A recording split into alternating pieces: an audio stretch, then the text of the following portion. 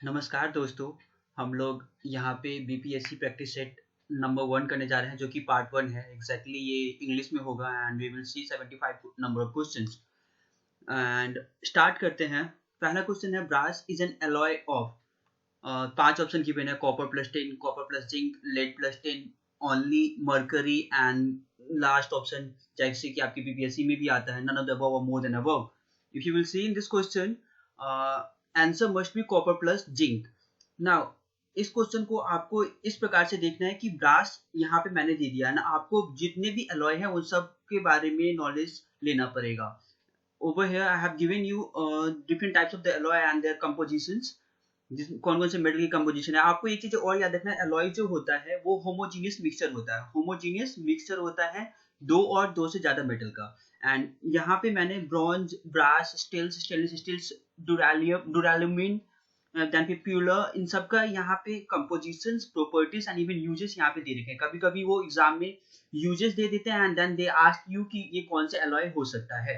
For example मैंने यहाँ पे स्टील का दे रखा है। स्टील में आयरन 99% होता है एंड 1% कार्बन होता है। लेकिन अगर मुझे इसकी हार्डनेस बढ़ानी है, तो स्टील की हार्डनेस बढ़ानी है तो मैं क्या यूज करूंगा, कार्बन की जो कंटेंट है वो बढ़ा दूंगा। ओके एंड आगे भी मैंने दे रखा है जस्ट लाइक यहाँ पे स्टेनलेस स्टील का जो इस बार आपके बीपीएससी में क्वेश्चन आया हुआ था, उसमें क्या क्या कंपोजिशन था, क्या क्या होता है, वो सब यहाँ पे चीजें मेंशन है। जस्ट लाइक आयरन कंटेंट कितना होता है इसमें 73%, क्रोमियम कंटेंट कितना होता है 18%, निकल का कंटेंट कितना होता है 8%। And there are certain types of कुछ अमाउंट्स ऑफ कार्बन आल्सो पाए जाते हैं स्टेनलेस स्टील में एंड इवन इसका यूज भी यहाँ पे मैंने मेंशन कर रखा है। ना क्वेश्चन नंबर सेकंड देखते हैं। Question number second states that which of the following metals are kept immersed in a kerosene. Kerosene में कौन से मेटल्स रखे जाते हैं एंड क्यों रखे जाते हैं, वो भी चीजें वो भी आप लोग हमें कमेंट करके बताओगे। पहला ऑप्शन है sodium, second option is my potassium, third option is my magnesium, fourth is my silver and last option again none of the above, more than above.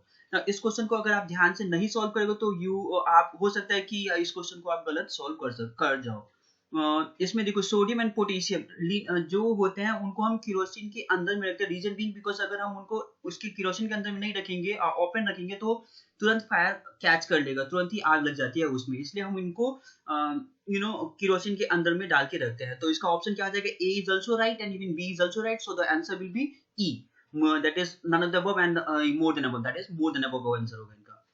Okay, यहाँ पे मैंने चीजें मेंशन कर रखा है। अब आगे देखेंगे formula of the washing soda which is again important. कभी कभी वो CaSO4.12H2O that is plaster of Paris का फॉर्मूला पूछते हैं और इसमें इस क्वेश्चन में मेंशन है कि वॉशिंग सोडा का फॉर्मूला क्या होगा। वॉशिंग सोडा का फॉर्मूला क्या होगा, Na2CO3.10H2O। अब ना यहाँ पे आपको क्या क्या याद रखना है, A is the right answer. Okay, आपको याद रखना है कि CaSO4.12H2O जो है वो प्लास्टर ऑफ पेरिस है, CaSO4.2H2O जो है वो आपका जिप्सम है एंड देन ये NaHCO3 जो है वो खाने वाला सोडा है। ओके यहाँ पे मैंने आपकी चीजें मेंशन भी कर रखे हैं कि क्या यूजेस हो सकता है। Na2CO3 का यूजेस आप बोरेक्स को बनाने में यूज कर सकते हैं एंड देन फिर परमानेंट हार्डनेस को रिमूव करने में भी इसका यूज कर सकते हैं। एंड अगर आप लोग ये बता सकते हैं कि परमानेंट हार्डनेस क्या होता है एंड कैसे किसके द्वारा होता है, वो चीजें आप जरूर मेंशन करिएगा। यहाँ पे आई ऑलरेडी मेंशन कि कौन कौन से फॉर्मूले होते हैं ना। लिसन, आप कभी कभी जब दुकान में जाते होगे तो डिफरेंट टाइप्स ऑफ मिल्क्स वहां पे खरीदते होगे, तो इसमें से पहला ऑप्शन अगर आप चेक करोगे, क्वेश्चन ये है कि पास्चुराइज्ड मिल्क क्या होता है, what is pasteurised milk. Now पहला ऑप्शन इसमें यह है कि forming the creamy layer on the top level. जो टॉप लेवल पे, दूध के टॉप लेवल पे लेयर बन जाता है, क्रीमी लेयर बन जाता है, then it is a full of the flavour creamy and thicker milk and has high amount of the fat in it. Second statement ये बोलता है कि इसमें फैट का कंटेंट जो होता है वो सब बहुत ज्यादा होता है। थर्ड देन फिर ऑप्शन थर्ड जो बोलता है the fat is being removed, यहाँ से फैट बिल्कुल हटा दिया जाता है पास्चराइज्ड मिल्क से। एंड देन फिर D option is milk is made by adding some skimmed milk powder in the buffalo milk. Okay, मतलब बफेलो मिल्क में स्किम्ड मिल्क पाउडर मिला के फिर ये पास्चराइज्ड मिल्क मिलाया जाता है। Last option is none of the above and then more than above. अब अगर फिर से इस क्वेश्चन को कोई तुक्का मारने की कोशिश करेगा तो ही वो हो सकता है कि क्वेश्चन को गलत अटेम्प्ट करके चला जाए। पास्चराइज्ड मिल्क का मतलब होता है दोस्तों कि उस किसी भी मिल्क को आप हीट कर दीजिए, इनफ हीट करिए जिससे कि जितने भी उसमें बैक्टीरिया की प्रेजेंस है वो सारी मर जाए एंड उसके बाद जो बैक्टीरिया फ्री हो, and that is known as pasteurized milk. I have over mention here कि in this process the harmful bacteria are killed by heating the milk at a very high temperature that is around 700 degree Celsius. Now अब हम next question देखते हैं। Next question ये है neutrally charge particle, just like इस बार आपके exam में ये पूछा गया था कि नेगेटिवली चार्ज पार्टिकल, तो आप सबको पता होगा negatively charge particle is my electron, but in this question I have mention कि न्यूट्रली चार्ज पार्टिकल्स कौन कौन से हो सकते हैं। फॉर एग्जांपल प्रोटॉन, न्यूट्रॉन, पहला ऑप्शन है proton, second option is neutron, third option is my electrons, fourth option is my neutrino and last option is my none of the above और more than above. Now इसको आप सबको पता हो कि neutron is my neutral charge particles, right. But अगर आप इस चीज को देख के डायरेक्टली टिक कर दिए कि B option is right, then हो सकता है कि आपका आंसर गलत हो जाएगा, आपका आंसर गलत हो ही जाएगा, because neutron and neutrino both are basically sub particles होते हैं, and this B and D, that is neutron and neutrino, they both are neutrally charge particles. Now, that is option E will be the right answer. Now, twinkling of the stars, the तारों का चमकना किसके कारण से होता है? What is the reason behind it? Scattering of the light. B option is my reflection of the light in atmosphere. C option is my total internal reflection, and sorry, D option is my atmospheric reflection, and E last option is my none of the above or more than above. Now listen. इस question में twinkling of the stars is just because of the atmospheric reflection, you have to remove this fact, atmospheric reflection के कारण twinkling of the stars होता है। Now and आपको ये सब चीज की एप्लीकेशन जाननी पड़ेंगे कि स्कैटरिंग ऑफ द लाइट से क्या क्या हो सकता है, रिफ्लेक्शन ऑफ द लाइट से क्या क्या हो सकता है, टोटल इंटरनल रिफ्लेक्शन से क्या क्या हो सकता है। जस्ट लाइक डायमंड इतना क्यों चमकता है, दैट क्यों, अगर आपको आता है तो आप कमेंट करके हम मेंशन करिए कि डायमंड इतना क्यों चमकता है, it is just because of the total internal reflections. Okay, now that is answer will B D. Latent heat क्या होता है? लेटेंट हीट, नाउ दे दो प्रकार के हीट होते हैं। इस क्वेश्चन में उन्होंने बस लेटेंट हीट पूछे हुए हैं, और चेक करते हैं क्या क्या ऑप्शंस हैं। First option is amount of the heat required to raise the temperature. No, ये नहीं हो सकता, reason being because amount of जितना heat required to raise the temperature, that is known as sensible heat. Now second option is amount of the heat required to change the solid into the liquid at a different pressure. ये बोल क्या रहा है कि यहाँ पे heat required चाहिए solid को लिक्विड में कन्वर्ट करने के लिए, लेकिन डिफरेंट प्रेशर पे। ये पॉइंट यहाँ पे मेंशन करने वाली बात ये है कि यहाँ पे जो ये डिफरेंट प्रेशर मेंशन कर रहे हैं वो थोड़ा सा प्रॉब्लम वाली बात है। अब आगे चेक करते हैं। Amount of the heat required to change only solid into liquid, कैसा होता है कि सॉलिड को लिक्विड में चेंज करने के लिए ही लेटेंट हीट होता है। आगे देखते हैं। देन फिर amount of the heat required to change the solid in its liquid at atmospheric pressure and vice versa. इस ऑप्शन में ये बोलना चाह रहा है कि भाई हीट कितना लगेगा एक पर्टिकुलर टेम्परेचर पे, दैट इज एटमॉस्फेरिक प्रेशर, हाँ एक पर्टिकुलर टेम्परेचर में एक पर्टिकुलर प्रेशर पे, दैट इज एटमॉस्फेरिक प्रेशर पे क्या करने के लिए, फेज चेंज करने के लिए, दैट इज सॉलिड को लिक्विड में कन्वर्ट करने के लिए। वाइस वर्सा भी बोलेगा, दैट मींस कि लिक्विड को सॉलिड में भी चेंज करने के लिए। तो what will be the answer? Answer must be D, answer must be D. Let's just check, the answer must be D. Okay, now power house of the cells, you might have heard the power house of the cell किसे बोला जाता है? चार आपके पास ओगोइन 5 options हैं। Golgi apparatus को बोलते हैं, लाइसोसोम को बोलते हैं, माइटोकॉन्ड्रिया को बोलते हैं, राइबोसोम्स को बोलते हैं, या नन ऑफ द अबव और more than above. Now again, answer must be what? Mitochondria is known as the powerhouse of the cells because यहाँ पे ATP प्रोड्यूस होते हैं। ATP प्रोड्यूस यहाँ पे माइटोकॉन्ड्रिया में होते हैं, that is the energy molecules यहाँ पे प्रोड्यूस होते हैं किसमें? माइटोकॉन्ड्रिया में। That's why it is also known as powerhouse of the cells. Can you just tell me lysosome को क्या बोलते हैं? सुसाइडल बैग भी बोलते हैं इसे, ओके, सुसाइडल सेल भी उसे बोलते हैं। नाउ नेक्स्ट ऑप्शन चेक करते हैं। इन्फेक्शियस एजेंट्स बताना है, इन सबका एजेंट्स क्या है, काला आजार के इन्फेक्शियस एजेंट्स क्या है? Can you tell me, is it virus? A option is my viruses, second option is my bacteria, third option is my fungi, and fourth option is my worms, and the last option is my none of the above or more than above.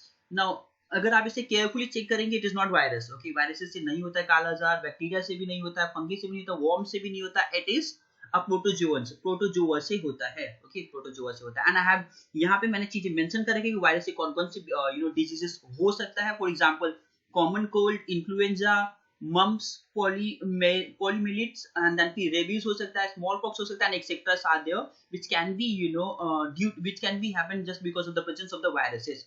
Now मैंने यहाँ पे bacteria के बारे में, do remember that fact कि bacteria के बारे में मोस्ट प्रोबेबली जितने भी diseases which starts from the letter T, all the diseases will be caused due to the reason of a bacteria। वो किसी कारण से होगा, बैक्टीरिया के कारण से ही होता है मेनली। जितने भी डिजिट याद रखना टी से स्टार्ट होता है। अब ये सब में मत लगा के आ जाए कि सर जितने भी 99% केसेस में इट विल बी ट्रू कि 9 बैक्टीरिया से ही जितने भी डिजीज टी से स्टार्ट होते हैं वो बैक्टीरिया से होते हैं।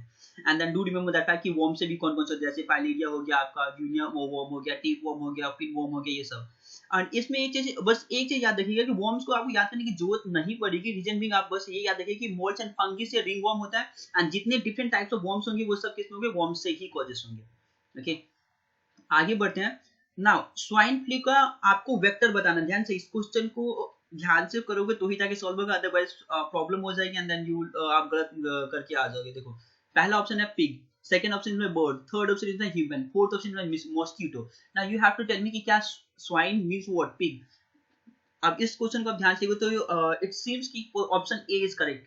अब क्या ऑप्शन ए ही करेक्ट है, हमें आगे भी ध्यान से देखना पड़ेगा। Human is also a vector of the swine flu, do remember that fact. Therefore the answer will be A and C both, it means that the answer must be E, that is more than one above. So the answer will be E, that is both pig and the humans can be a vector, okay, of the swine flu.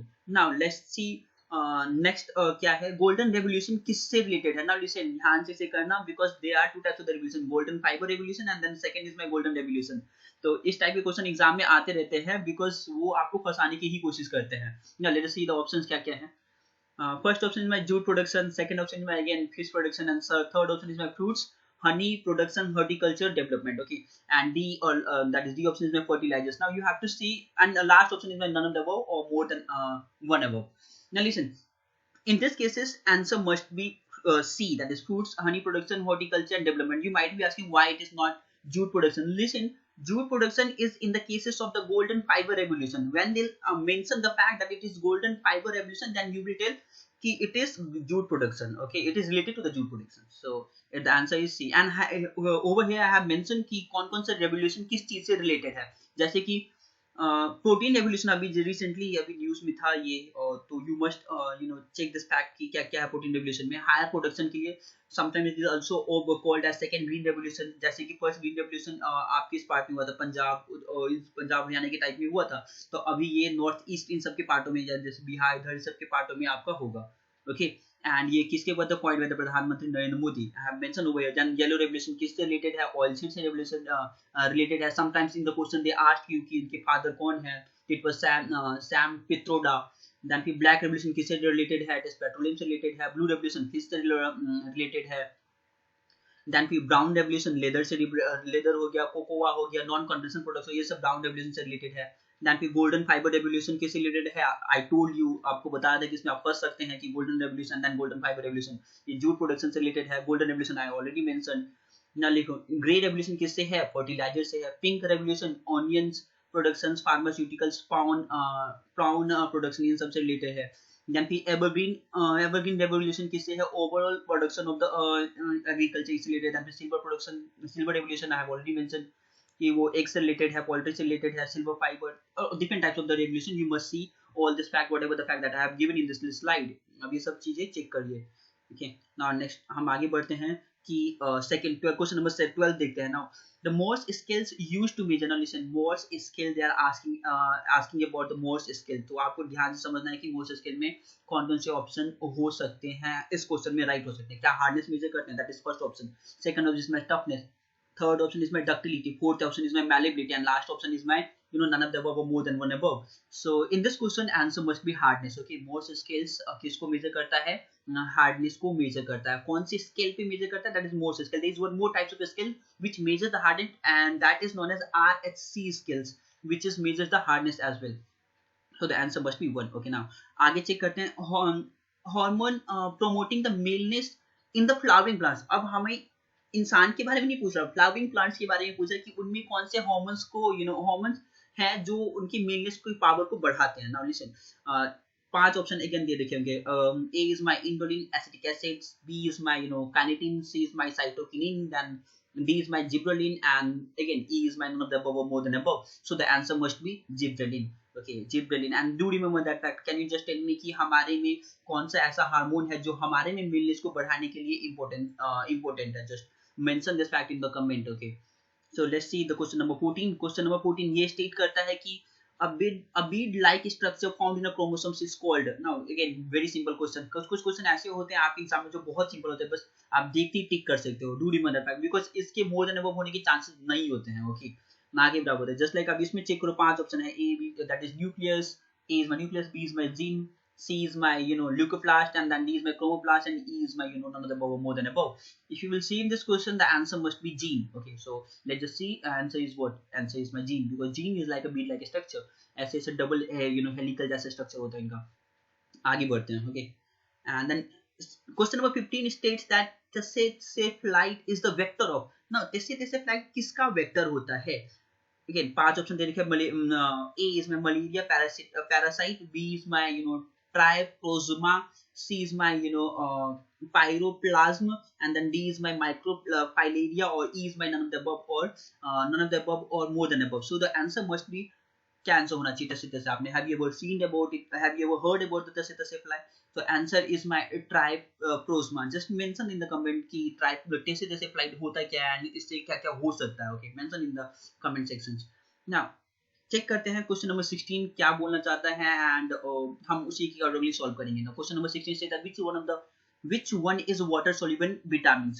ना water soluble vitamin के बारे में पूछ रहा हो, ध्यान से. Okay, बहुत सारी चीजें, बहुत सारे बंदे इसमें मिस्टेक करते हैं. ओके, आप अगर एक सिंपल फॉर्मूला याद है आपको, एडेक, ADEK, तो आप सिंपली इस क्वेश्चन को सॉल्व कर सकते हो कि वाटर सोल्यूबल क्या होता है. डू रिमेंबर दैट कि एडेक क्या होता है. I will tell you after the solving this question कि एडेक क्या होता है. ऑप्शंस ए जो वाटर सोल्यूबल विटामिन है, options A is my first, that is A, B is my C, that is B makes vitamin C soluble or not, they are asking about that. Now C is my D के बारे में, C is my vitamin D के बारे में बोल रहा है, D is my E, and then E is my, again none of the above or more than above. Now water soluble याद रखना, फैट soluble होते हैं. यहाँ पे मैंने पूरा exactly mention कर रखा है कि विटामिन दो प्रकार से होते हैं, water soluble vitamin and fat soluble vitamin. अब इसे ध्यान से चेक कर लो, हर एक चीजें मिल जाएगा. मैंने क्योंकि 3-4 क्वेश्चन इसी से देख के आपके बन जाएंगे, बिकॉज मैंने यहाँ पे एक्जैक्टली उनके नाम भी मेंशन कर रखे हैं. जैसे कि फैट सोल्यूबल विटामिन क्या होता है, एडिक होता है. मैंने आपको लोगों को थोड़ी देर पहले बताया था कि ADEK, that the vitamins ADEK जो है वो that they all are fat soluble vitamins. अगर आप वो जानते हो तो you might have solve this question very easily, because अगर ADE को आप हटा दो तो बचा बचा क्या, C is my water soluble vitamins. So आपको डायरेक्टली आपको आंसर मिल जाता. नाउ फैट सोल्यूबल विटामिन्स मैंने यहाँ पे मेंशन कर रखी कौन से ADE. नाउ ए को क्या बोलते हैं, रेटिनॉल बोलते हैं. देन विटामिन डी को क्या बोलते हैं, चोल्को कैल्सीफेरॉल बोलते हैं. विटामिन एफ को क्या बोलते हैं, टोकोफेरॉल्स बोलते हैं. विटामिन के को क्या बोलते हैं, फाइलोक्विनोन्स बोलते हैं. ओके, एंड देन फिर मैंने यहाँ पे विटामिन B1 विटामिन, इन सब के मैंने नाम मेंशन कर रखे हैं. You will C over here. जैसे B1 को क्या बोलते हैं, थियामिन बोलते हैं. ओके, देन फिर similarly B2 B5 all I have mentioned over here. You just see, एक बार आप चेक कर लेना. जस्ट लाइक कभी कभी एग्जाम में मैंने जो देखा है, मोस्ट प्रोबेबली जो क्वेश्चन पूछते हैं, जस्ट लाइक विटामिन B9 किसका रिप्रेजेंट करता है, फॉलिक एसिड को रिप्रेजेंट करता है. ओके, सो इसे आप ध्यान से देखिएगा, एंड अगर इसको आप ध्यान से समझ गए तो it's well and good, because 4-3 हर एक एग्जाम में विटामिन के बारे में पूछा ही जाता है मोस्ट प्रोबेबली. तो आप इस just looking at this diagram you can solve more than 2 or 3 questions in an exam. Okay, now let's just see, आगे हम बढ़ते हैं. जब डायबिटीज होता है, diabetes is caused bye, diabetes क्यों हो जाता है, आप सुने होंगे, मतलब बहुत सारे लोगों को diabetes is common.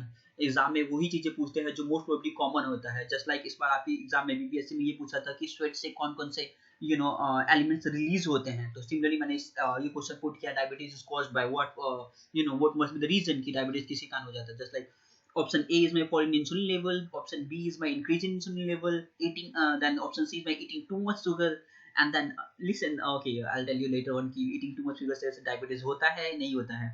Okay, then D, option D is my decrease in glucose, and option E is my none of the above and more than above. So answer is fall in insulin level is the correct answer, मतलब कि A is the correct answer. Now listen, it is not necessary that all the sugars cause diabetes. जितने भी sugar होते हैं वो diabetes cause करते हैं, ऐसा कुछ नहीं है. दे आर डिफरेंट टाइप, कुछ ऐसे शुगर भी हैं जो डायबिटीज कॉज नहीं करते हैं. Just like can you tell me कि सबसे किसमें सबसे ज्यादा जो सबसे स्वीटनेस शुगर कौन से है, स्वीटेस्ट शुगर कौन से हैं, mention in the comment. Okay, if you will unable to tell then मैं आपको बता दूंगा. ओके, कि सबसे स्वीटेस्ट शुगर कौन सा होता है. आई नो दैट, मैं मुझे अभी पता है, एंड आई टेल यू अगर you are unable to solve it. Now listen, question number 18 check करते हैं. और question number 18 states that colour vision is made possible by the cells in the retina called. Now colour vision किसके लिए होता है, colour vision किस, जो हम देख पाते हैं कलर को वो किसके कारण देख लेते हैं, रेटिना के कौन सा पार्ट ऐसा है जिसके कारण हम कलर को विजुअलाइज कर पाते हैं. तो options are A rods, B cones, and C fovea, then D blind spots, and E is again another above or more than above. Just tell me किसी कारण हो सकता है. It is answer is of course cones के कारण हो सकता है. Now listen, can you just tell me जो बुल होता है उनका जो कॉन्स की प्रेजेंस ही नहीं होता, तो मतलब वो कलर को डिटेक्ट नहीं कर पाते, तो अगेन फिर वो उनको झंडा, लाल सा झंडा दिखा के वो क्यों उनको वो किया जाता है कि वो आके हिट करते हैं, झंडा दिखाया जाता है जिससे वो आके हिट करता है। इट इज जस्ट वो ऐसा नहीं होता, देखो पहली बात वो कलर ब्लाइंड होता है, okay, just like mark Zuckerberg is also colour blinded, इसलिए वो फेसबुक में ऐसे कलर वो डालता नहीं। आप you might have seen this thing in the Facebook as well. तो अगर आप उनको भी देखोगे, बुल इज आल्सो में क्लोवेंस की प्रेजेंस होती नहीं है, तो वो कलर वो होता है, कलर ब्लाइंडेड होता है, बट वो इरिटेशन एक आन वो आके हिट करता है, okay. So answer is my B, of course. Now in this question थोड़ा ध्यान से, okay, father of the genetics is who? Okay, who is the father of the genetics? Now the options are Fleming. Is it Fleming? B is my Morgan, and then C is my Darwin, D is my Muller, and E is again none of the above, more than one above. इस question से again कोई तुक्का मारने की कोशिश करेगा और ये just by looking at the questions and directly solve कर लेगा, ऐसा पॉसिबल नहीं है। You have to see all the options. Now answer is my again none of the above because it is who, tell me, Mendel. It is my Mendel. So Mendel is the guy who is known as father of the genetics. And do remember that fact. याद कर लो यार, कुछ ही father of the कुछ ही father हैं subject के, वो सब याद कर लो। तो just like can you tell me father of the chemistry is known as, who is known as father of the chemistry? It is Anthony Lavoisier. Okay, आगे पढ़ते हैं। यूनिट, ये क्वेश्चन भी बड़ा अच्छा है, देखते हैं। 1 unit of energy is equal to, ना 1 unit of energy is equal to, you might have heard, जब आपका इलेक्ट्रिसिटी का बिल आता है, बिजली का बिल आता है, तो वहां पे बोलते हैं कि इतना यूनिट का बिल आया है, इतना यूनिट का बिल आया है। तो उसी से रिलेटेड क्वेश्चन है, बिकॉज अगेन बीपीएससी या कोई सा भी एग्जाम है वो वही क्वेश्चन चीज पूछते हैं जो कि नॉर्मल लाइफ में यूज होता रहता है। तो अगेन ये क्वेश्चन भी मैंने इसी हिसाब से बनाया था कि चेक करते हैं कि 1 यूनिट होता है क्या, आप लोगों को पता भी है नहीं पता। तो ऑप्शन था ए 1 kilowatt hour, options B is 1 kilowatt, option C is my 36, no, is 3.6 into 10 to power 6 joule, okay, and option D is my 1 newton, and again option E is my none of the above, more than one above. So अगर इस question को आप ध्यान से solve नहीं करोगे तो you might attempt this questions wrongly. Now listen, options A is absolutely right, that is 1 kilowatt hour. Even option C is also right. If you will solve 1 kilowatt hour, it will comes to be 3.6 into 10 to power 6 joule. How you will solve it? Now listen, 1 kilowatt equal to 1000 watt, okay, 1 kilowatt equal to 1000 watt, and 1 hour is how much, convert that guy into second, that is 3600 seconds, and 1 kilowatt को हमने watt में convert कर दिया। now what is my watt होता क्या है, watt that is the unit of the power होता क्या है, work upon time, that is rate of doing work is known as power। तो वहाँ पे 1 watt will be equal to 1 joule per second, okay, and वहाँ पे मैंने क्या कर लिया 3600 को, अच्छा यहाँ पे कितना किलोवाट आवर है, तो 3600 and then into 1000, if you will multiply it will comes to be 3.6 to 10 to power 6 joule। दोबारा बता देता हूँ, कोई डिफिकल्ट नहीं है। देखो 1 किलोवाट आवर है, राइट, 1 किलोवाट आवर, एक आवर में कितने सेकंड होते हैं, 3600 सेकंड, राइट, एंड 1 किलोवाट में कितने वाट होते हैं, 1000 वाट होते हैं। वाट क्या होता है, जूल पर सेकंड, वहां पे मल्टीप्लाई में सेकंड आया तो यहाँ पे भी सेकंड आया, तो सेकंड कट जाएगा, बचेगा क्या unit, only joule. Now 1000 into 3600, if you will multiply, it will comes to be 3.6 to 10 to power 6 joule, that which is option number C. So the answer must be A and C, both are correct. Therefore the answer must be E. Okay, answer is my E. I have mentioned कि यहाँ पे क्या होता है। Now listen, अब आप आ जाओ फिर बिहार के ऊपर हम आ गए हैं, और बिहार में सबसे पहला क्वेश्चन है, which district of the Bihar is having the maximum female literacy percentage? Now आराम से पूछना करना है क्वेश्चन, मैक्सिमम फीमेल लिटरेसी पूछा है इस क्वेश्चन में, वही चीजें एग्जाम में पूछा जाता है which is important. Now listen, everybody is talking about the women empowerment, तो इसलिए मैंने यहाँ पे क्वेश्चन जो पुट किया वो maximum female literacy, is it Patna, is it Patna? Second option is my Munger, third option is my Rohtas, and D option is my Saharsa, and E option is my none of the above or more than above. So can you tell me what is the answer? Answer must be Munger. Let's just see. It's my Munger. Now I'll tell you an interesting fact about the Munger. बस अभी ये चीज याद रखना कि female literacy में मुंगेर जो है उनका सबसे हाईएस्ट परसेंटेज है इन इंटायर बिहार। 38 डिस्ट्रिक्ट उसमें से सबसे ज्यादा अगर मैं फीमेल लिटरेसी की बात करूँ मुंगेर का है। Second option is my Rohtas and Patna. देखो आपका जो सिटी है वहां पे इतनी लिटरेसी नहीं है, मेन सिटी आपका even your capital of the Bihar is also Patna, but again वहां पे इतना लिटरेसी फीमेल लिटरेसी नहीं है जितना कि मुंगेर एंड रोहतास में है।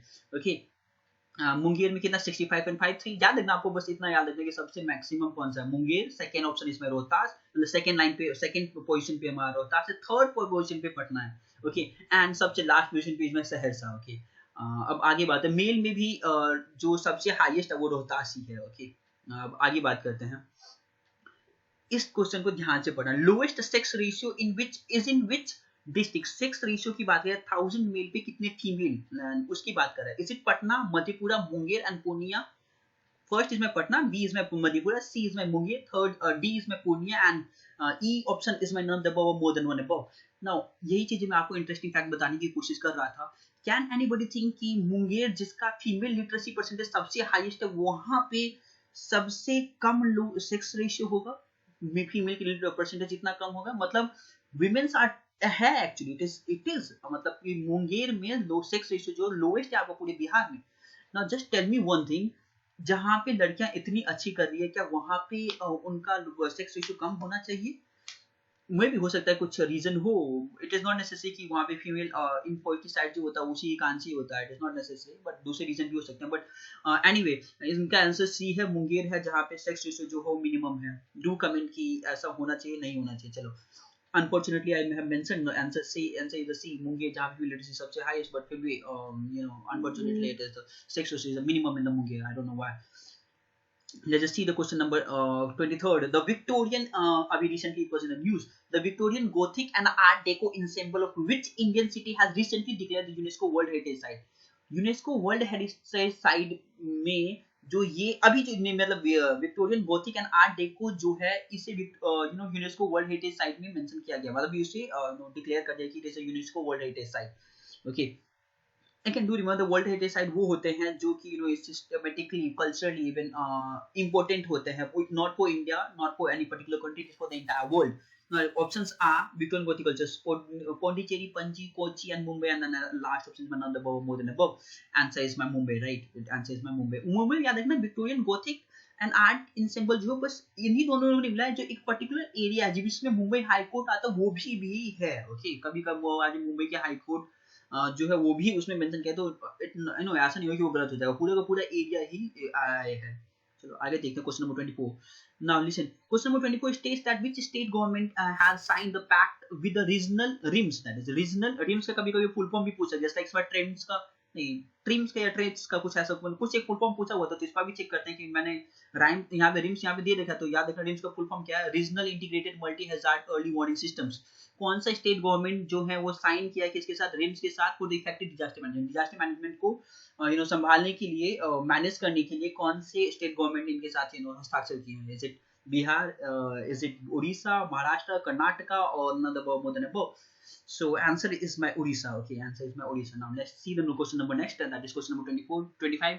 Which state to host the conference of the Ministry for Power, New Renewable Energy of the states and Union Territories? Union Territories के लिए भी और स्टेट्स के लिए भी कौन से स्टेट ने ये कॉन्फ्रेंस होस्ट किया? कौन सा conference? Power, new and renewable energy. Okay, is it में मध्य प्रदेश, इज इट में ओडिशा, इज इट में तमिलनाडु, इज इट में हिमाचल प्रदेश, और not above, more than above? The answer is में Madhya Pradesh. Madhya Pradesh has recently hosted this things. Okay, याद रखना, it is the current affairs of the जुलाई का करंट अफेयर्स है. अब आते हैं सेफ सिटी सर्वेलेंस. ओके, कौन किसका स्कीम था, कौन से स्टेट गवर्नमेंट का? इट्स ऑफ कोर्स आप बिहार में रहते तो we might have been known about this fact. Okay, जिसमें कैमरा इंस्टॉल किया जाएगा विमेंस के, जो बहुत सारे लोग जो उनको टॉर्चर करते रहते, टॉर्चर तो नहीं करते, मतलब बेसिकली उनको पीछा करते रहते हैं, उन सबको चेक करने के लिए. Okay, crime against the women को चेक करने के लिए this the safe city surveillance लाया गया, वो कौन से? बिहार गवर्नमेंट के थ्रू लाया गया. Let's see the next question. Okay, question number 26. As per the US state department 2018 trafficking in a person report. Okay, report कौन सा? Traffic in a person report. तो अगर कभी उसे भी पूछा सकते हैं traffic in a person report has been published by whom, तो याद रखना it has been published by US state departments. Okay, अब आगे चेक करते हैं कि कौन सी country, which country has been tagged the worst human trafficking nations. Of course none other than North Korea. Okay, North Korea was in news and that's why I had taken this questions. Okay, आगे चलते हैं. North Korea is the answer. आगे check करते हैं. India's first dedicated khadi mall will soon be set up by which state government. कौन से state government के through ये चीजें खादी मॉल स्टैब्लिश की जाएगी? अभी हुई नहीं, विच विल बी. ओके, अभी नहीं होगा. ओके, तो इट इज झारखंड. ओके, तो आंसर इज झारखंड. आपके पास पड़ोसी स्टेट हैं, तो just see. Now listen, which state has become the first Indian state to implement the national policy on biofuels? It is again, do remember that all the questions that I am giving you, this all are important. तो again यहाँ पे पूछा क्या जा रहा है, state biofuels के बारे में सब कोई बात कर रहे हैं, इथेनॉल ब्लेंडिंग की बात कर रहे हैं. तो मैंने क्वेश्चन ये पूछ लिया कि भाई पहला स्टेट कौन सा है जो आपने जिसने नेशनल पॉलिसी ऑन बायोफ्यूल्स को अपनाया, तो it is Rajasthan. Okay, it is Rajasthan. Now see the question number. Options are there, you might see all the options, you can read it. If you have time, just read it, pause the pause the video and read all the options and then check the answer ki sahi hai ya nahi hai. Now see question number 29. The complemented draft of the NRC was in news. तो कौन से state ने NRC को publish किया है? Is it Assam, Arunachal Pradesh, West Bengal, Manipur, and more than above? Answer is my again Assam. Answer is my Assam. Okay. Now check करते हैं Mudumalai tiger reserve. Mudumalai tiger reserve was recently in the news. Now see कौन से options हो सकते हैं? Is it Kerala और कर्नाटका, तमिलनाडु, आंध्र प्रदेश और none the more than above? Answer is my Tamil Nadu. Okay, answer is my Tamil Nadu. Mission Satyanishtha. No, mission Satyanishtha किसने किया है? Options again they are A B C D E. That is A is Ministry of the Railways, B is Ministry of MIT, that is Ministry of Electronics and Information Technology, C is Ministry of the Defense, D is Ministry of the Health and Family Welfare, and then last option may none of the above. More than answer is Ministry of the Railways. Now क्यों launch किया गया है, which you have to see this thing. या mission Satyanishtha ministry of railways ने launch किया है. And then क्यों launch किया, उसके पीछे रीजन ये है कि जो ग्रीवांस आते हैं, मतलब कंप्लेन आते हैं, बहुत सारे लोग कंप्लेन करते हैं, उनको सॉल्व करने के लिए मिशन सत्यनिष्ठा लाया गया है. एंड इवन ये मतलब इनका ये है कि जितने भी रेलवे के वर्कर हो, वो सब बेसिकली ऐसे काम करे जैसे कि he is working for their own self. Okay, मतलब कि अपने वर्क को कंप्लीटली फुलफिल करे. ओके, बाय इसमें एथिक्स के भी कंसर्न्स हैं. ओके, तो लेट्स आगे चेक करते हैं. Question number 32 is what? Question number 30 states that who of the following Indians have one the 2018 Raman Magsaysay award. Raman Magsaysay Award was recently in news and it has been given, and it is very important question. Now see, the A is my Thodur Madabushi, B is my Bharat Watwani, and C is my Sonam Wangchuk, D is my Ramchandra Guha, E is again another one more than one above. Listen, इस question की अगर आप ध्यान से नहीं solve करोगे तो you might attempt this question wrongly. Now listen, answer Bharat Watwani is absolutely right, Sonam Wangchuk is absolutely right, and therefore the answer will be E, that is one more than above. Sonam Wangchuk, you might have seen the movie Three Idiot. आपने three idiot की movie देखी होगी, उसमें जो फोंगसुक वांगडू होता है वही है सोनम वांगचुक रियल लाइफ में. एंड भरत वतवानी बेसिकली वो हैं जो बेसिकली जो मेंटली इल होते हैं, इल पेशेंट होते हैं, उनको क्योर करने में बेसिकली हेल्प किए हैं. उन्होंने अपना एनजीओ भी खोल रखा है. चलो चेक करते हैं. Question number 33 is what? Question number 33 is my which citizens centric platform has been jointly launched by the Atal Innovation Missions and my government.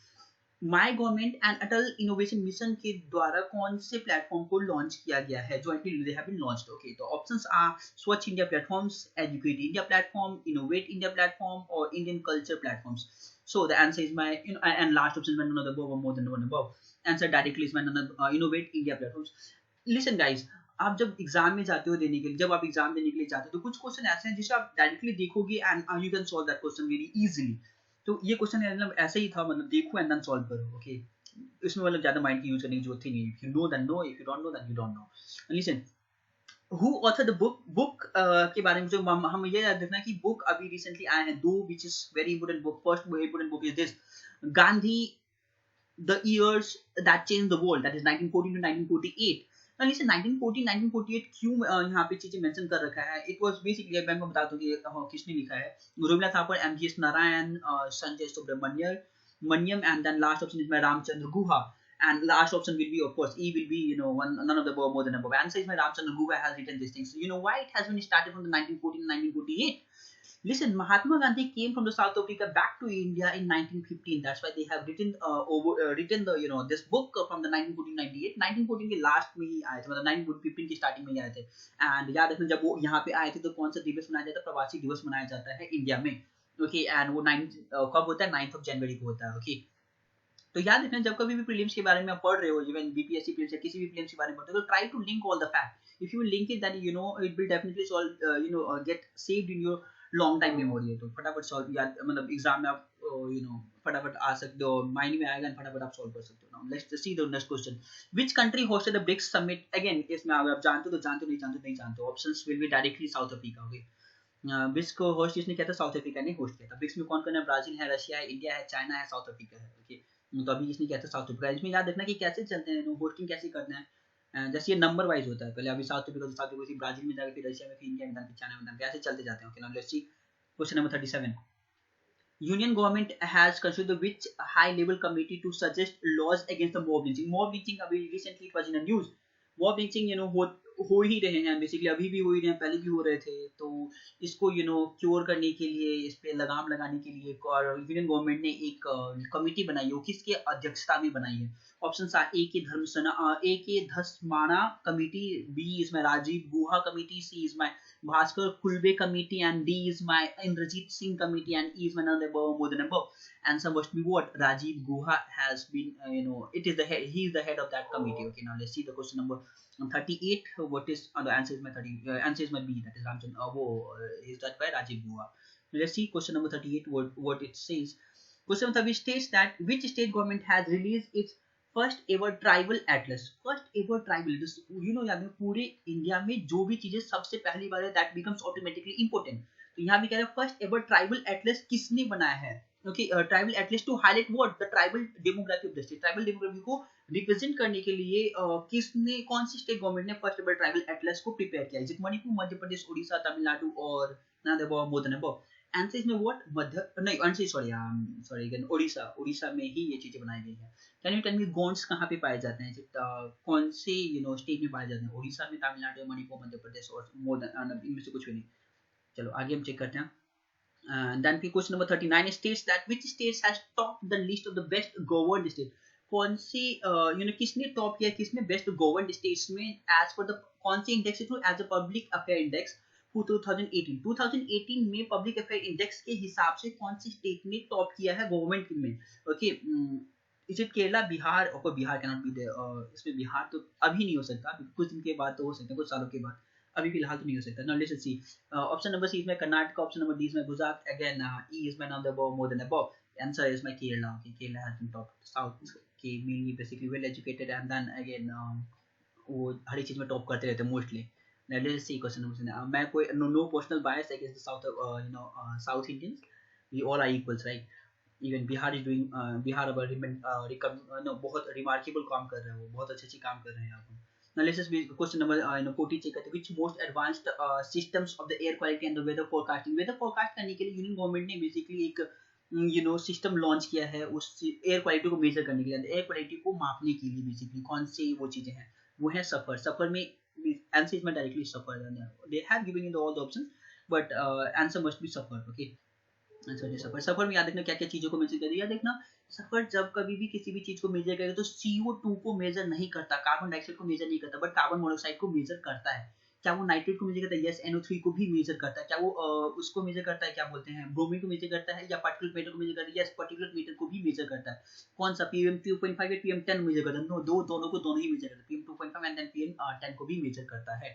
Next check करते हैं question number 41. Question number 41 states that the Lok Sabha has recently passed what? Fugitive economic offenders bill 2018. Lok Sabha ने अभी just pass किया fugitive economic offenders bills to attach and confiscate उनके properties को लेने के लिए, डिफॉल्टर्स जो होते हैं उनके प्रॉपर्टीज को लेने के लिए. तो अब इसमें क्वेश्चन ये है कि भाई इकोनॉमिक ऑफेंडर्स कौन हो सकते हैं ना, कौन हो सकते हैं? तो क्वेश्चन इज कौन हो सकते हैं. Now listen, options are A 500 crore or more, and then options B as 100 crore or more, and option C is my 1000 crore or more, options D is my as 50 crore or more, and last option is my E is will be E will be none above or more than above. Now listen, limit is my 100 crore, so 100 के से ऊपर जितना भी होगा वो सारे हो जाएंगे. मतलब 500 crore will be automatically, even 1000 crore will be automatically, so the A and C both are correct, even B will also be correct. It means what? अगर आप इस क्वेश्चन को फिर से ध्यान से नहीं देखे होते तो आप 100 करोड़ पे टिक लगा के आ जाते हो, जो मतलब कि at the last your answer will be wrong. So answer over here will be A will also be the answer, B will also be the answer, the C will also be the answer. Therefore the answer will be E.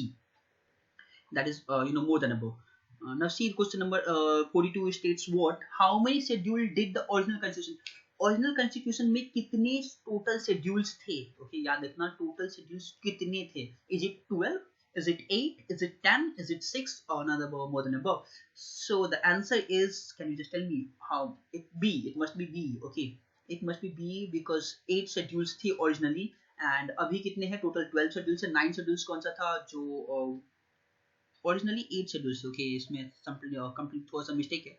यहाँ पे है originally 8 ही थे. 9th में first amendment करके डाला गया था land के लिए. Okay, and then फिर 10th के लिए एंटी डिफेकेशन रूल, then फिर 11th इज अगेन उसके लिए पीआरआई के लिए, then 12th उसके लिए अर्बन लोकल बॉडी के लिए. आगे बढ़ते हैं. Question number 43. The separation of the judiciary from the executive. Judiciary from the executive किस में mention है? Is it mentioned the preamble? Is it mentioned the directive principle? Is it mentioned the objective regulation? Is it mentioned the fundamental rights? The answer is my directive principle में ये चीजें mention था. The answer will be B. Okay. Now see the question number 44. The Attorney General for the India does not have the right.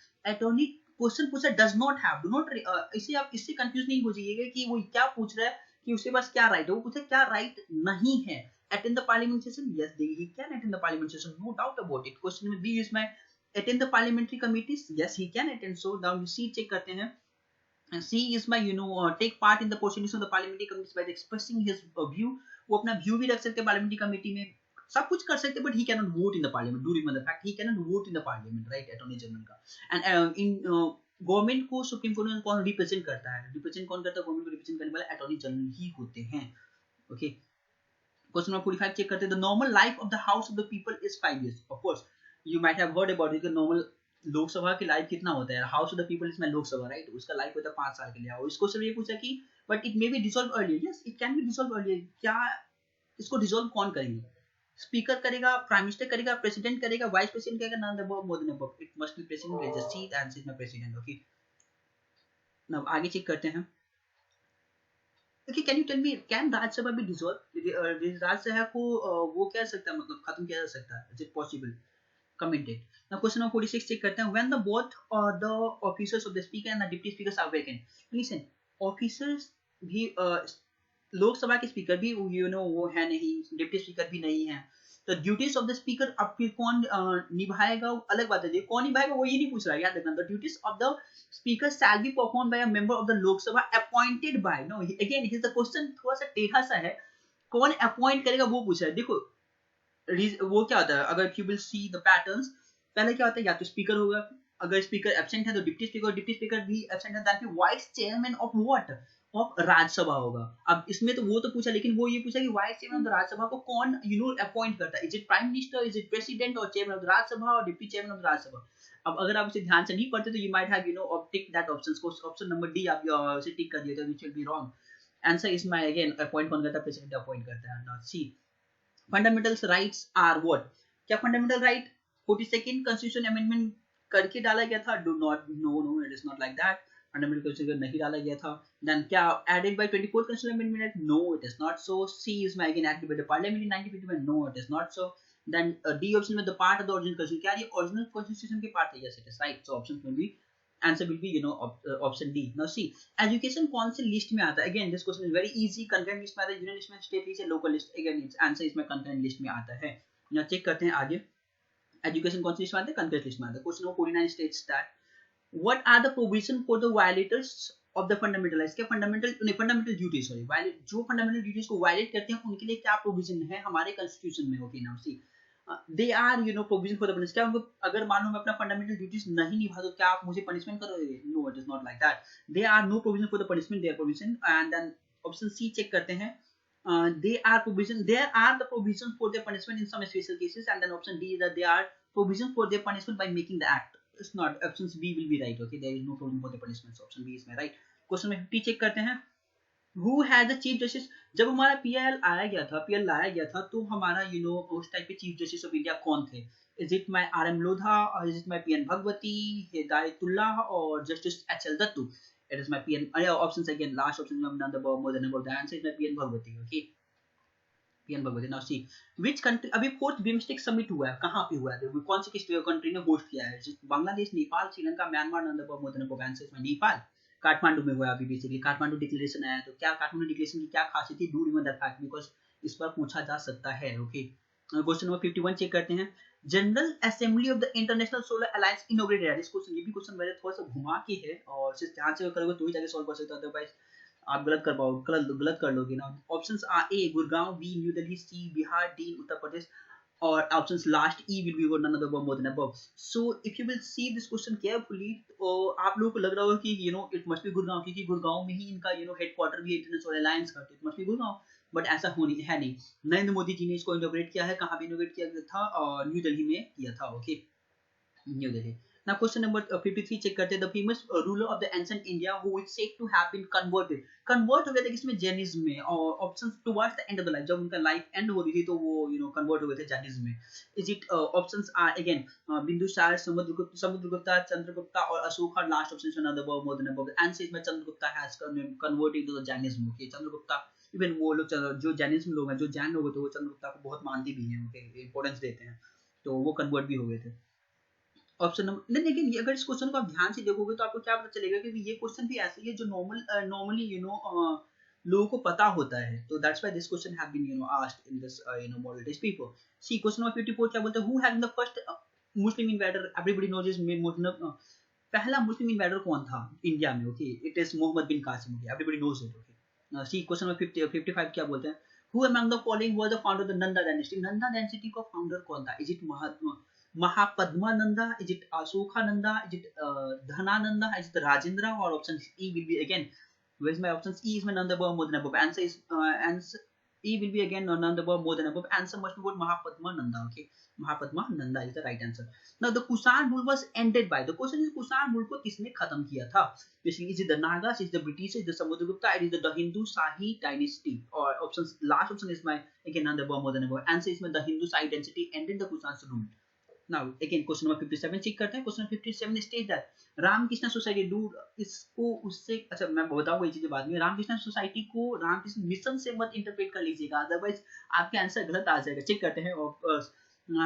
Answer is my doctor Gyanendra Nath, B is my Kedarnath Banerjee, C is my Baba Thakurdas, D is my Swami Vivekananda, E is my again none above more than one above. Can you tell me what is the answer. It's not Swami Vivekananda. So Ramakrishna Mission was actually basically attached to the Swami Vivekananda. But in this options, what will be the answer? Answer is my E. याद रखना। Again ये बिहार की हिसाब से बहुत important है।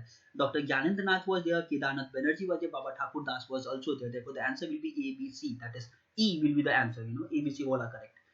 अब check करते हैं ऑप्शंस। क्वेश्चन नंबर 58 चेक करते हैं। Who established the Bihar Student Conference? Bihar student conference किसने एस्टैब्लिश किया था। Is it my Rajendra Prasad? Is it my Sri Krishna Singh? Is it my Tejeshwar Prasad? Is it my Sachidanand Sinha? तो answer is my, again याद रखना फिर से trick, options E is right, that is B and C. इन दोनों ने combine होके बनाया था। श्री कृष्ण सिंह एंड तेजस्वर प्रसाद ने मिल के बनाया था क्या, Bihar student conference. Okay, can you tell me कि कब हुआ था। I think if I am not wrong it was in 1906 Bihar student conference को इन दोनों ने मिलके बनाया था। ओके, अब आज राजेंद्र प्रसाद 1906 में तब तक वो इवन चर्चा में भी नहीं थे। इवन ये चर्चा में 1917 के बाद। ओके, उससे पहले ये चर्चा में थे भी नहीं। वैसे भी आप चेक कर सकते हो। चलो आगे बढ़ते हैं, कोई बात नहीं। During the visit of Champaran Gandhi, Champaran की गांधी जब थे चंपारण का जब विजिट कर रहे थे तो उस टाइम उन्होंने एक स्कूल की स्टैब्लिश की थी। वो स्कूल जो स्टैब्लिश किया गया था वो कौन से विलेज में था। अगेन बहुत important questions. It was Bhatharwa, it is by Barahwa, it is by Tirhut, it is by Munger again, and is none above more than above. याद रखना, it is by Bhatharwa. याद रखना Bhatharwa, that is option C will be right. Okay, option A is my right. Now see question number 60 check करते हैं।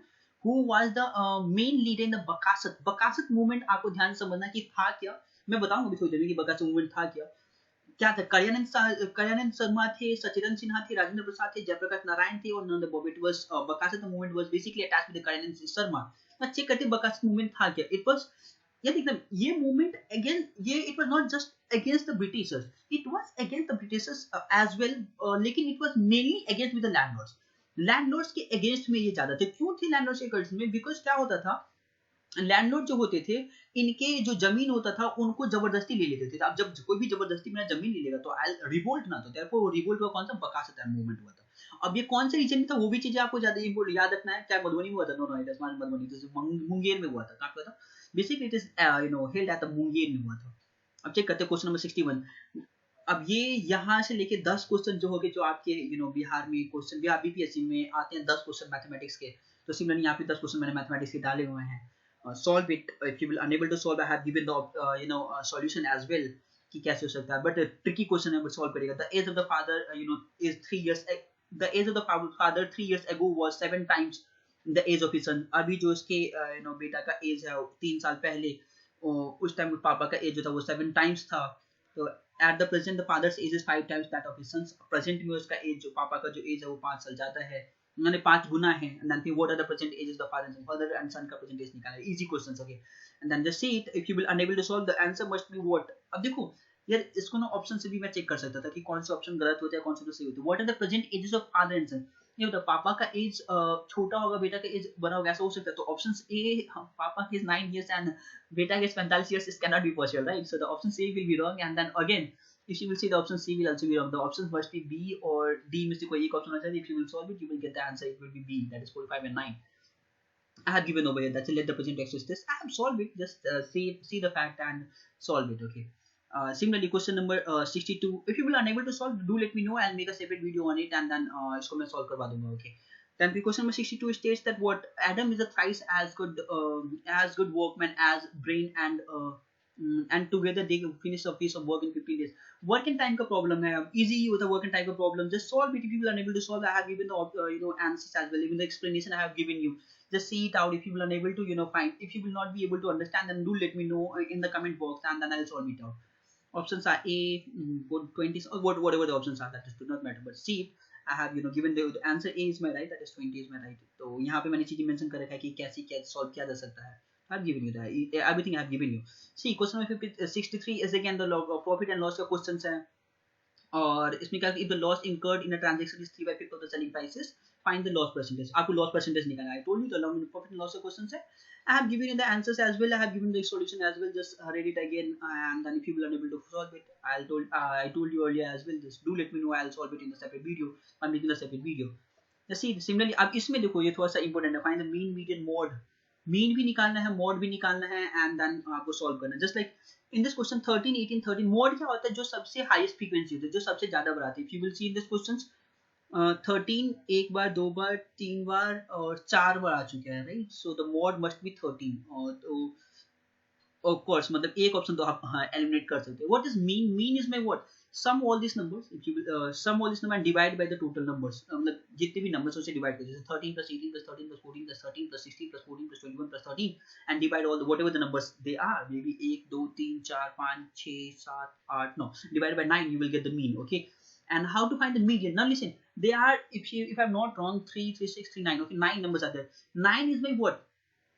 पहली बात देखो, जब कभी भी आप मीडियन निकालोगे, इसे असेंडिंग ऑर्डर में अरेंज कर लो. असेंडिंग ऑर्डर में अरेंज कर लोगे. जब असेंडिंग ऑर्डर में अरेंज करने के बाद 9 नंबर है, जब ऑड आता है, 9 is my odd, right, because 2 से डिविजिबल नहीं है. If 9 is my odd, then फिर क्या करो, 9 plus 1 करो तो 10 हो जाएगा. 10 को 2 से डिवाइड कर दो तो 5th आएगा. तो 5th टर्म जो होगा असेंडिंग ऑर्डर में पुट करने के बाद वही मेरा वो होगा, मीडियन होगा. Okay, so I told you everything. तो जैसे मैंने आपको आंसर ही बता दिया कि कैसे सॉल्व करते हैं, तो इसमें no need to give an explanation. See question number 65 check करते हैं. Shopkeeper fixes the mark price. इस टाइप के क्वेश्चन आपके एग्जाम में भी आए हुए थे. तो if you will see this questions, you can, अगर आपने पिछले क्वेश्चन पे प्रीवियस ईयर क्वेश्चन चेक किए हैं एंड सॉल्व किए हैं, तो you might solve this question very easily. तो question states that the shopkeeper fixes the mark price of an item 35% above its cost price. Cost price से 35% ज्यादा है किसका, एमआरपी है. ओके, एमआरपी की बात करें. आगे देखो, the percentage of a discount. Okay, आप पूछ सके परसेंटेज ऑफ द डिस्काउंट जो उसने ऑफर कर रखा है, the percentage discount allowed to gain, okay, allowed to gain 8%. अब वो पूछ क्या रहा है कि भाई डिस्काउंट कितना परसेंट दे दो. वो इजी है ना, यहाँ पे have given you everything, just see it. Okay, similarly यहाँ पे बोट एंड उसका क्वेश्चन है, बोट एंड स्ट्रीम का क्वेश्चन है, and easily solvable. If you will not be able to solve, I told you already, mention it in the comment. I'll make a separate video on it, and then I'll able to I'll make you understand each and everything. So see it, have given you कि कैसे निकालते हैं. Okay, solve it. Very easy question. Now listen, आप question number 67 check करते हैं. 67 में भी वही चीज बोल रखा है, money compound interest, simple interest, compound interest questions है, इजी क्वेश्चंस होते हैं. Solve it. Okay, and I have given the explanation, and I have not given the explanation in this question. So why is it so? I have not given the explanation. मैं बता दूं क्यों नहीं दिया हूं. I'll tell you. Some of the money invested at the compound interest at RS just. So एक money, interest amounts to this. Sum of money invested at a compound interest amounts to this. इतना आपको amount मिला. They are giving the question the amounts. What in 2 years, 2 साल में, time दे 2 साल में, and to RS this 4913 में 3 years में इतना अमाउंट दे दिया। अब क्या करो भाई, सीधा कंपाउंड इंटरेस्ट का डिफरेंस निकालना है, यहाँ से इन दोनों को माइनस करो, you will get the interest. 1 साल का इंटरेस्ट इतना मिल रहा है, similarly solve it, you will get the answer. फिर देन अगेन इसमें आपको वो दे रखा है कि a man by exactly same question है which has been asked in your this exam जो अभी हुआ था आपके बीपीएससी 63rd वाला में, इसमें सेम क्वेश्चन थे। I have given the reasons as well कि कैसे सॉल्व किया जा सकता है। Just see it if you are unable to solve, then again I'll make a separate video on it. Similarly, question number 69 are there, the investment के question है। Investment में क्या हो सकता है, 11% स्टॉक्स ऑफ दिस 93% इतना है, solve it. Okay, I have given the reason as well, यहाँ पे एक्सप्लेनेशन भी दे रखा है कि कैसे सॉल्व किया जा सकता है। Now solve this question. Question number 70 is again I have given बहुत इजी क्वेश्चन, बहुत इजी है यार, इसको तो सॉल्व कर ही लो। मतलब ट्रायंगल का क्वेश्चन है। ओके, एडी का लेंथ निकालना है, बहुत इजी है, solve it. And I have given the explanation as well कि कैसे सॉल्व किया जा सकता है। ना सी अब लेकिन अपना क्वेश्चन आता है उस पे इकोनॉमी के कुछ क्वेश्चन देख लेते हैं। ओपन मार्केट ऑपरेशन किस में होता है? ओपन मार्केट ऑपरेशंस में क्या किया जाता है? देखो, जो लिक्विडिटी हाई होती है उस लिक्विडिटी को कम करने के लिए हम ओपन मार्केट ऑपरेशन यूज करते हैं। इसमें क्या करता है गवर्नमेंट सिक्योरिटी आरबीआई, अगर जैसे मान लो अभी लिक्विडिटी हाई है, मतलब कि बाजार में मतलब बाजार में हमारा मतलब पैसे बहुत ज्यादा, हम क्या करना चाहते हैं कि लिक्विडिटी कम करना चाहते हैं, तो गवर्नमेंट जो आरबीआई क्या इशू करेगी, गवर्नमेंट सिक्योरिटी इशू करेगी। जब गवर्नमेंट सिक्योरिटी देगी तो अब लोग गवर्नमेंट सिक्योरिटी खरीदेंगे क्योंकि उनको इंटरेस्ट मिलेगा, तो पैसा ले लेगी आरबीआई, पैसा ले लेगी। जब आरबीआई पैसा ले लेगी तो क्या हुआ, लिक्विडिटी कम हो जाएगा ना। अब मान लो लिक्विडिटी को बढ़ाना है, मान लो लिक्विडिटी कम है, पैसा कम है मार्केट में, अब लिक्विडिटी को बढ़ाना तो क्या करेगी गवर्नमेंट, जो आरबीआई है वो गवर्नमेंट सिक्योरिटी खरीदना चालू करेगी। जब सिक्योरिटी खरीदेगी तो पैसा देगी तो लिक्विडिटी बढ़ेगा। तो ये किसका है? ये credit policy, is it debit policy, deposit policy, state policy? State policy नाम की कोई चीज नहीं होती है उसमें ओपन मार्केट ऑपरेशन में। ना listen, last question, none above and more than above, answer is my credit policy, that is monetary policy is also known as credit policy. Okay, it's not my fiscal policy. Also remember, monetary policy and credit policy is the same things, that's why it is options A is my correct. Now the cooperative credit societies have, now cooperative credit societies have how many structures? It is having the 3 tier structures, that is 3 tier structure होते हैं। Okay, and also याद रखना इसमें क्या cooperative credit society में क्या stage या कोई रूल होता है, अगर होता है तो do mention the comment. Okay, now question number 73 check करते हैं। Mahabhashya and outstanding, of course Mahabhashya and outstanding work in the field of the grammars में महाभाषा का एक बहुत इंपॉर्टेंट रोल माना जाता है। It has been composed by whom? Is it Ashwin Ghosha Kakshivat एवं Patanjali Kalidas? Answer is my dear, answer को देख के नहीं बोलना था, खुद से सॉल्व करना था। ओके चलो कोई नहीं, तो answer is my Patanjali. Okay, Patanjali Mahabhashya. Okay, Ashtadhyayi किसने लिखा? Can you tell me? Ashtadhyayi, is it Panini? If it is, then do mention in the comment. Okay. Now question number 74 check करते हैं। Who built the Jama Masjid? Again, Jama Masjid किसने बिल्ड किया था? अकबर, जहांगीर, शाहजहां, औरंगजेब, शेर ससूरी? Is it my शेर ससूरी? Are you kidding? Is it my Jama Masjid शेर ससूरी हो भी सकता है? Not possible. Again, answer is my Shahjahan ने जामा मस्जिद को बिल्ड किया था। Okay. कंफ्यूज आपको अगर हो सकते तो may B I think so आप जहांगीर शाहजहां में कोई कंफ्यूज होगी। औरंगजेब तो याद रखना, Aurangzeb can not be the answer, reason being because Aurangzeb का मेन टेंडेंसी उसका नेचर अगर देखें औरंगजेब का, तो उसका नेचर ऐसा था वो हर चीजों को तोड़ने में ज्यादा विश्वास रखता था, जोड़ने में कम। तो that's why Aurangzeb can not be answer, Sher Sasuri can not be the answers. Okay, Akbar, Jahangir, Shahjahan में जो आप अगर कंफ्यूज हो सकते हो तो हो जाओगे, लेकिन अगर फिर भी आप 25% चांसेस करेक्ट करें तो Shahjahan will be the right answer. Now listen, last question check करते हैं for the today. The sacred book of the पवित्र बुक बुद्धिस्ट का कौन सा माना जाता है? Upanishad? Is it Upanishad? No. Veda? No. Tripitaka? जटविदका? Tripitaka is the sacred book of Buddhist. That's it for today. अगर if you like this video, अगर आप इस वीडियो को पसंद आया तो आप इसे लाइक करें, कमेंट करें, शेयर करें, जिससे कि मुझे मोटिवेशन मिले एंड देन मैं ऐसे वीडियो बार बार बनाऊँ। एंड सी यार, मैंने बहुत मेहनत किया है, हर एक क्वेश्चन खुद से बनाया, कहीं से कोई कॉपी कोई पेस्ट नहीं। मैंने अपने आपके बीपीएससी के लेवल चेक किए, कैसे लेवल आ सकते हैं, मैंने उसी के अकॉर्डिंगली बनाया है। एंड देन बहुत सारी मेहनत किया है यार। अगर आप लोगों को लगता है कि ऐसे वीडियो और बनाना चाहिए तो प्लीज़ इसे शेयर करो, लाइक करो, कमेंट करो, जिससे कि मुझे मोटिवेशन मिलता रहे। Thank you so much for this video और we will meet in a next videos for sure.